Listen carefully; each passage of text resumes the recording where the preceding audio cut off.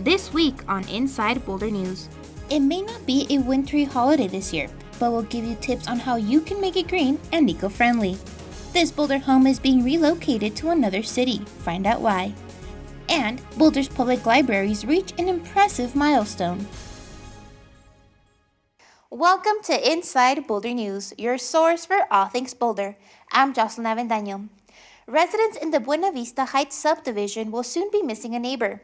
That's because crews this week will be removing a house out of a floodplain as part of the Gregory Canyon Creek mitigation plan. This home, located along 8th Street and University Avenue, also known as the Nelson House, will soon be removed from its current location to Old Town Lafayette. It's located in the high hazard flood zone, and so buying the property and removing the house, it removes the flood risk for this structure, but it also opens up some opportunities for flood mitigation in the future. The city purchased the property back in October of 2017. Their nearly 100-year home was one of several highlighted in the Gregory Canyon Creek Flood Mitigation Plan as a priority for acquisition. The Gregory Canyon Creek Mitigation Plan is a master plan that identifies improvements to reduce flood risks along the Gregory Canyon Creek watershed. This isn't the first home to be removed. Another home along Gregory Canyon Creek was deconstructed as well a few years back. The first one was at 810 Marine Street, and that house was deconstructed before we had our 2013 flood. Once the Nelson House is moved, filled dirt will be brought in to grade the site in preparation for native seeding. It's going to be like that for a little while we work on the design of creek improvements and culvert improvements along this reach of Gregory Canyon Creek. And so eventually there will be probably a wider creek and a reduced flood risk through this area. To learn more about the city's floodplain management program and other projects the city is working on, please visit boulderfloodinfo.net. The Boulder Public Library celebrated this week with donuts and balloons for its millionth visitor of the year. The millionth visitor crossed the library doors on Saturday, December 15th, a milestone that had not been surpassed in 12 years. This count includes visitors from all 5 Boulder Public Libraries. To check out the countless resources Boulder's public libraries have to offer, head on over to boulderlibrary.org. Okay. These kids from Boulder Journey School are learning a big task. Oh, he waved. Yay! They are learning how to cross the street, but the adults are learning a little something too. We went on a walk to talk about safety when crossing the walk here in the neighborhood, and we believe that children have a right to participate in their community and have their voices be heard. Vicki Olson is a school director at the Boulder Journey School. She, along with the community organization Growing Up Boulder, are working together to gather kids' input on transportation around the city to share with Boulder's transportation planners. Is there a crosswalk? No. And we'll share videos and different transcribed conversations and images of the children going out and working in the neighborhood, going on walks, as well as in their classrooms drawing pictures and working with clay and other natural materials or recycled materials to demonstrate their thinking and their understandings of these walks. Growing Up Boulder and Boulder Journey School hope providing this feedback will help improve signage and markings along the streets to make Boulder's youngest residents feel safe. And as one child explained, that drivers often look at the children on the side of the road, but don't always see them.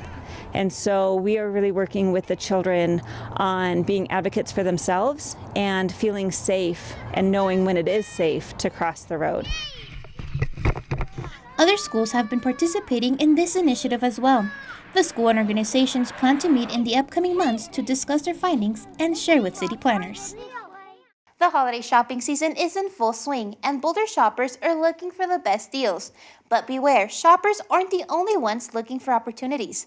We spoke with David Kaufman with the Boulder Police Department to give you tips on what you can do to prevent yourself from falling victim to a crime this holiday season. It's the most wonderful time of the year, but not even the holidays stop criminals from knocking at your door. So, we gathered the following safety tips to keep in mind for a peaceful holiday season. Well, certainly if you're out shopping retail locally, you want to be aware of your surroundings. Make sure you always lock your car in the parking lot. Don't leave things in the car that are visible. This also applies when you're inside the store shopping, a situation Kaufman says happens more often than not. Well, a lot of things we see are, for example, somebody will be in a store and they'll leave their purse open in the front of the shopping cart while they look at the shelves.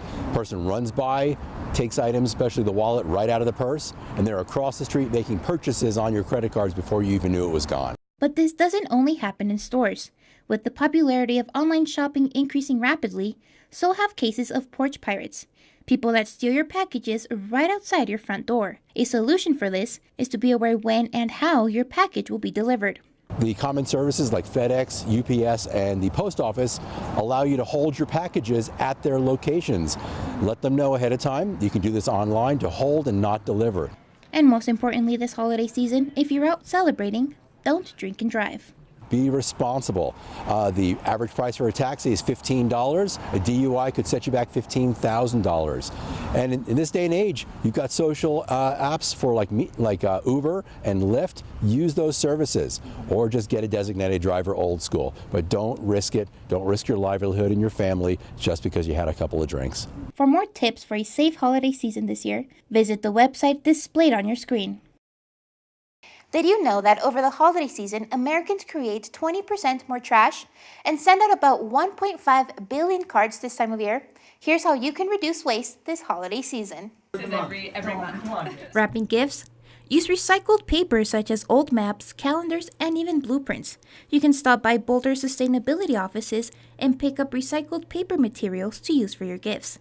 For those planning holiday parties, you can reduce waste by using washable dishes or compostable dinner plates and opt out of using plastic tablecloths for cloth ones. Websites such as SaveTheFood.com will help you calculate how much food you'll need depending on the number of guests to minimize the amount of food wasted. And after the holidays are over, don't forget to place your natural Christmas trees next to your compost bins. Looking for more tips for an eco-friendly holiday? Check out ecocycle.org for their annual holiday guide. Thank you so much for joining us on this week's edition of Inside Boulder News. If you have pictures, news tips, or events you'd like to see featured, we love to hear from you. Connect with us on Facebook and Twitter. You can also sign up to receive video updates right in your inbox. Just go to boulderchannel8.com and click on subscribe. Happy holidays!